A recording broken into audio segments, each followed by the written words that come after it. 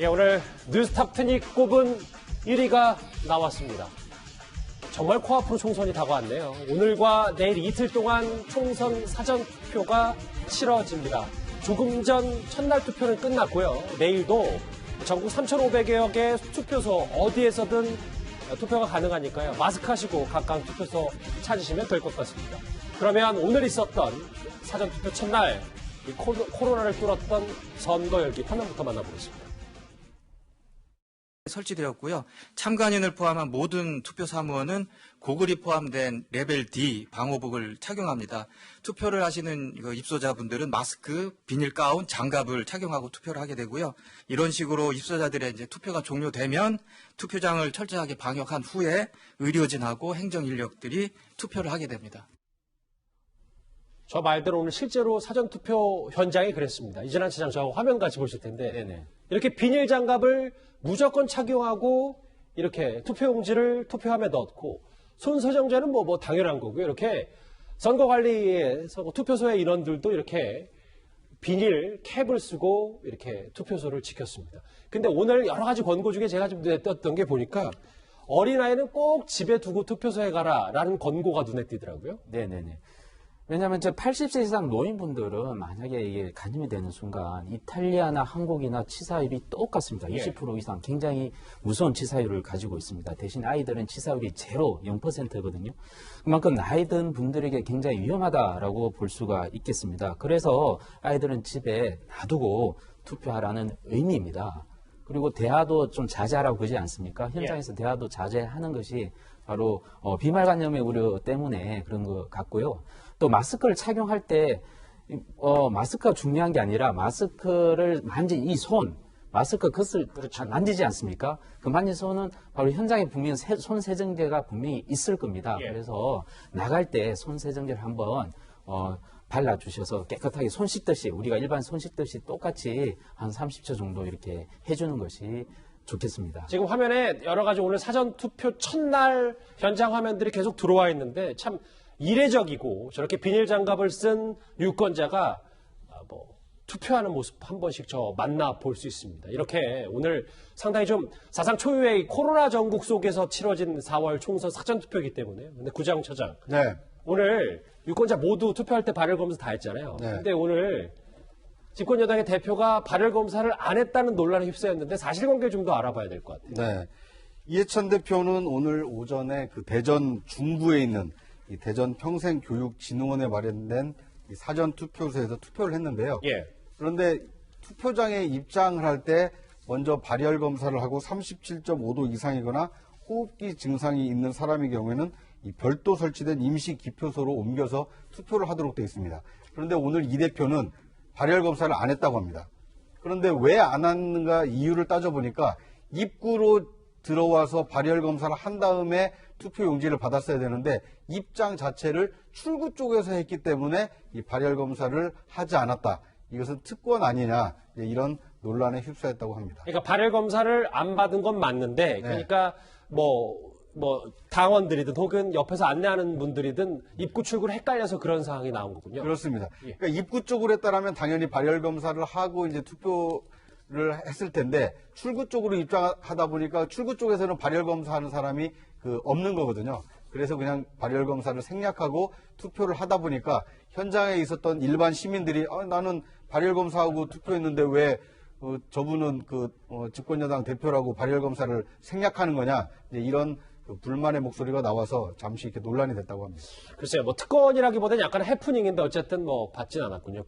최준봉 교수님. 예. 제가 앞서 오프닝에서 소개를 해드렸는데 5시 현재 10.93%의 지금 투표율이 나왔는데 그렇습니다. 이 정도면은 지난 총선에 비해서 거의 2배 수준이라고. 2배 수준이에요. 거의 3분의 1이라고 된 정도가 투표를 했다고 볼 수 있는데 이 정도가 된다고 하면 상당히 많은 사람이 투표를 했다고 볼 수 있고요. 이거는 기존에 우리가 예상했던 것 중에 하나가 코로나19 때문에 투표를 많이 하지 않지 않을까. 왜냐하면 위험하다고 생각하고 밀접한 사람들의 접촉이 있을 가능성이 있기 때문에 아예 투표장에 나오지 않을까 우려를 했는데 반대 현상이 일어난 거죠. 다시 말씀드리면 4월 15일 날 너무 많은 사람이 몰릴 것을 예상하고 미리 와서 투표를 하는 겁니다, 지금. 그러니까 안전을 미리 스스로가 국민들이 안전을 지키기 위해서 본인을 지키기 위해서 오늘, 내일 이틀 동안 미리 투표를 해서 4월 15일 날 더 많은 사람들이 들어가는 것을 좀 막아보겠다라고 하는 그런 의도가 있지 않겠나. 그래서 우리가 예상했던 완전히 역발상을 한 거죠. 그러니까 국민들 입장에서는 가능한 한 사람들이 많이 모이는 것을 피하기 위해서 스스로 먼저 투표를 하는 행태가 보여져서 다른 어느 시간보다 내일도 아마 투표율이 상당히 높을 걸로 예상이 돼서 이번에는 사전 투표율이 상당히 높은 수치가 나올 가능성이 있다는 예상이 됩니다. 아까 잠깐 화면에 나왔었는데 저희 투표율 한번 보실게요. 오늘 투표율. 여기 지금 뭐 잘못 적혀 있는데 이 파란색이 20대 총선입니다. 이현정 의원님. 저거 한번 따라가 보면 오늘 10.9% 5시 현재. 그러면 높았죠. 예, 유권자 수가 한 대략 4천만 명이 넘잖아요. 그러면 우리나라 지금 오늘 사전 투표 첫날에 400만 명 이상이 지금 투표를 한 거거든요. 그렇죠. 이게 지금 우리가 사전투표가 도입된 게 2013년 재보궐선거부터 예. 사전투표가 도입이 됐고요. 그리고 이제 아직 좀 지난 그 투표율 같은 경우는 2012년 19대 총선 같은 경우 54.2%였어요. 근데 이제 20대 총선, 2016년 총선 같은 경우는 58%였습니다. 그리고 이제 지난 총선, 20대 총선 사전투표율이 12.2%였어요. 근데 오늘 하루만 벌써 10.9%였기 때문에 아마 이제 최고 기록을 아마 세울 것 같습니다. 아마 그 여러 가지 이유가 있을 것 같아요. 예를 들어서 적극적 투표를 이게 결국은 이제 나중에 이제 실제 투표날하고 이제 합쳐봐야 알겠지만 결국 이제 코로나19에 대한 감염 우려 때문에 좀 분산해서 투표 많이 나와서 먼저 한 게 아닌가 이제 그런 생각이 들고 실제로 이제 나중에 4월 15일에 얼마나 많은 이제 투표를 할 것인가 이게 이제 관건인데요. 어쨌거나 우리 국민들 같은 경우는 코로나19가 무섭지 않았다. 두렵지 않았다. 결국 자기의 어떤 투표권을 이 코로나19에도 불구하고 지금 외국 같은 경우는 선거 연기한 나라가 꽤 많습니다. 그럼에도 불구하고 우리가 선거를 제대로 치는 거거든요. 더군다나 우리 국민들은 오늘도 보시면 알겠지만 상당히 많은 분들이 줄을 서서 투표를 하는 모습 보여주는 걸 보면 예. 결국 자신의 어떤 투표권을 결국 행사하는 그 국민의 어떤 그런 성숙한 시민의식을 보여줬다 이야기할 수 있을 것 같습니다. 지난번보다 거의 2배 이상, 거의 400만 명 넘는 유권자들이 오늘 한 표를 먼저 행사했습니다. 이현정 의원님.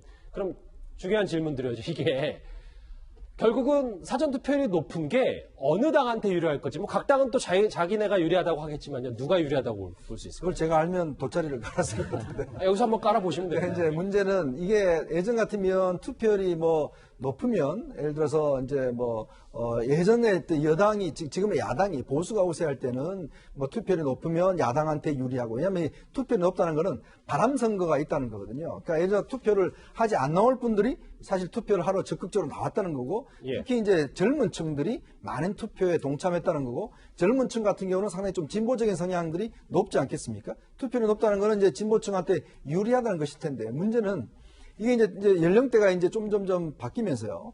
50대가 지금 꽤 많아졌지 않습니까? 그러니까 지금은 오히려 투표율 높은 것보다 어느 연령대가 투표를 많이 했는가. 아하, 세대별로요? 그렇죠. 세대별 투표율이 저는 제일 중요할 것 같아요. 지금 보면 50대가 예전에 이제 20대 총선 같은 경우는 40대였다가 50대 된 분들이 꽤 있어요. 자, 그러면 실제로 이제 20, 30대가 얼마나 투표하느냐. 아니면 50대 이상, 60대, 70대가 얼마나 투표하느냐. 그 투표율에 따라서 실제 각 당의 어떤 유불리가 나눠지는 것이지 전체 투표율이 높고 낮고는 제가 볼 때 각 당의 어떤 봤을 때는 큰 어떤 차이는 없고 결국 세대별 투표가 좌우할 것 같습니다. 알겠습니다. 예. 네, 역대 선거하고 이번 선거가 가장 큰 차이점은요. 과거에는 4월에 치러지는 선거 투표율이 낮은 이유가 꽃놀이를 간다. 그러니까 투표 안 하고 갈 수도 있다. 이런 우려가 있었는데 나들이 때문에. 네, 이번의 경우에는 나들이를 갈 수가 없는 상황이기 때문에 일단 투표장에 갈 가능성이 크고요.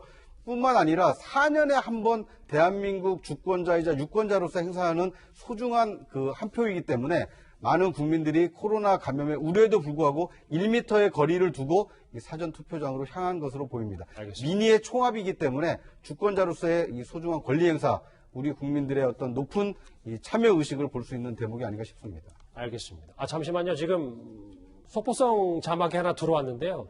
최종적으로 오늘 사전투표 첫날 오후 6시 투표, 그러니까 투표는 36분 전에 끝났고요. 투표율이 12.1%, 그러니까 역대 최고 흐름입니다. 그러니까 아까 10.9%까지는 5시 현재까지 전해드렸었는데 오늘 사전투표 첫날 투표율이 12.1%.